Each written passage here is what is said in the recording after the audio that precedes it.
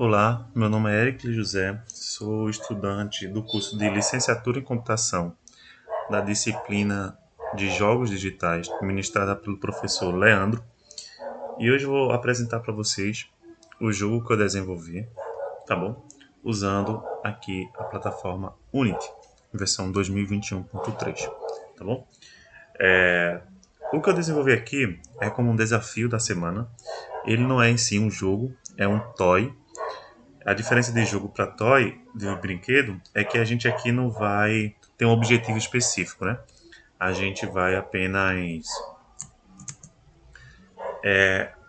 brincar, que é assim que se funciona um brinquedo, né? Então, tudo que vocês estão vendo aqui, eu utilizei os assets, tá bom? Da plataforma. Eu consigo fazer as movimentações da minha raposa do lado direito, do lado esquerdo, dar pulo duplo, então eu consigo pular duas vezes, e construir esse cenário aqui. Como pode ver, também é um cenário de camadas. Então eu tenho diversas camadas aqui, com que se funciona a parte da frente, parte de trás, background, foreground. Então esse daqui foi o jogo que eu desenvolvi. Tudo que vocês estão vendo aqui fui eu que criei, tá bom? Vou agora mostrar para vocês a parte de como está funcionando e como ele está, como é que ele foi criado, tá? A primeira coisa que eu fiz foi os grids. Temos aqui três grids, o de background, o de ground e o de foreground. A parte de background aqui eu coloquei como se fosse o, o céu, né? As nuvens de fundo.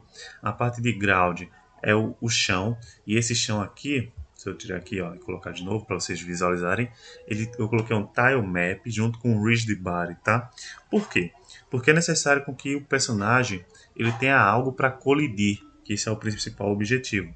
Então, no meu jogo, o meu personagem ele também tem um rigid body que quando colide com o tile map, eles colidem e aí ele não passa do chão praticamente. E também aqui tem um foreground que não tem nenhum component, né? Então se eu apagar aqui, ó, ou seja, o personagem ele pode passar pela casa que não vai tocar, ele pode passar por cenário de fundo que também não vai colidir. Só aquilo que eu defini.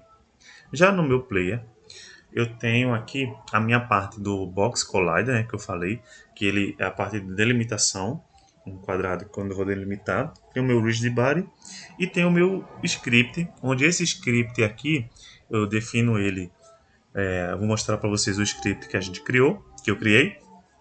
Eu delimito ele aqui com a velocidade 5, se eu colocar 10 ele vai ser uma velocidade mais rápida, se eu botar 0, 1 ele vai ser mais lento. Mesma coisa com minha força do pulo, né? E aqui tem umas variáveis de booleano para saber se ele está dando um pulo ou dois pulos. Tenho aqui a parte também do meu jogador, da parte de animação. Se eu vir aqui em Animator, vocês vão ver três animações. Um se ele está andando, um se ele está pulando e outro se ele está parado, tá bom? Tudo isso com termos condicionais para false ou true. Então, se ele estiver andando, ele não vai mostrar a animação de parado. Se ele estiver pulando, ele não vai mostrar a animação de andando. E assim sucessivamente. Tem aqui também a câmera pivot, que foi a câmera. É um. Tem um código dentro dela, tá bom? Porque como vocês viram, ao decorrer que eu estou andando como personagem, a câmera ela vai acompanhando o meu pivô, que nesse caso aqui o meu pivô, ele é o meu player, tá bom? Tenho aqui também as camadas que eu criei.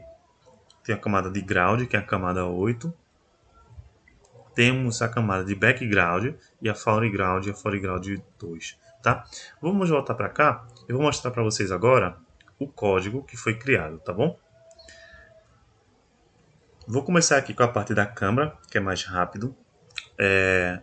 Na parte da câmera eu instancio o meu jogador, tá bom? Eu uso o transform e eu pego a posição dele e jogo o vector2.lerp, tá bom? Esse lerp aqui é o que ele vai fazer a função de seguir o jogador. Então, e pode ver aqui que no final, ó, eu coloco um 0.1 à direita, eu quero que ele pegue um pouco mais à frente o meu jogador, para ele não ficar 100% centralizado. A gente tem um ponto futuro, que a gente chama, né? Vou vir aqui para o meu player e vou explicar o que foi desenvolvido dentro do meu player, tá bom? Dentro do meu player, que é o script, eu criei 6 variáveis. Uma do tipo float, que é para medir a velocidade. O outro, jumping force, para medir a força do meu pulo. Depois eu instancio aqui a parte do rigid body, que a gente criou lá. Depois eu tenho aqui o jump, e também, que é do tipo booleano, né? Se ele está pulando ou não. E aqui para saber se ele está dando um double jump ou não. Também puxa a parte da animação. E aqui nós temos o seguinte. Nós temos o start e o update. Qual é a diferença desses dois voids aqui, tá? Dentro do start é tudo aquilo que ele vai ver ao iniciar o jogo. Então, assim que eu iniciar o jogo, ele vai puxar todas as informações que tiver aqui. Dentro do meu update, ele vai ver frame a frame, ou seja, é todo o tempo o que, é que ele está vendo dentro do jogo. Todo o tempo ele está vendo movimentação, todo o tempo ele está vendo pulo. Então, isso daqui é importante para a parte do contínuo, né? O tempo todo está verificando se eu estou movendo o personagem, o tempo todo ele está verificando se eu usei a parte de espaço para pular. Mas vamos lá. Aqui eu coloquei o Vector 3, tá? Porque ele é melhor para usar o Transformation e o movimento. Então vamos lá. Dentro do Vector 3, que são 3 dimensões, eu puxar a horizontal. Essa parte horizontal ele já vem instanciada já pela Unity, que é as teclas de setas, né? Direita e esquerda, ou letra A ou letra D, porque ele está indo na parte horizontal. Coloco ele como 0. Então, o que acontece aqui? Aqui eu vejo a velocidade, né? Se ele vai, o meu speed lá que eu defini, ele vai ver se vai ser mais rápido ou mais devagar. Tenho aqui 3 condições de if, tá bom? Se ele está indo para o lado direito, ele vai ser verdadeiro. Se ele estiver indo para o lado esquerdo, ele vai ser verdadeiro no meu andar. Porém, eu mudo aqui a posição, né? Eu coloco 180 para que ele faça o espelhamento. Se eu estou indo para a esquerda, ele está voltando. E se ele estiver parado aqui, o meu walk vai ser falso, então ele vai ficar parado. Tenho aqui a parte de pulo. Dentro do pulo, eu tenho as condições do seguinte, de que se ele está dando um pulo simples ou um pulo duplo. Aí aqui eu tenho um double jump, se ele pode ser verdadeiro ou não, se ele vai ser falso. Se ele for verdadeiro, ele pode dar um pulo a mais, né?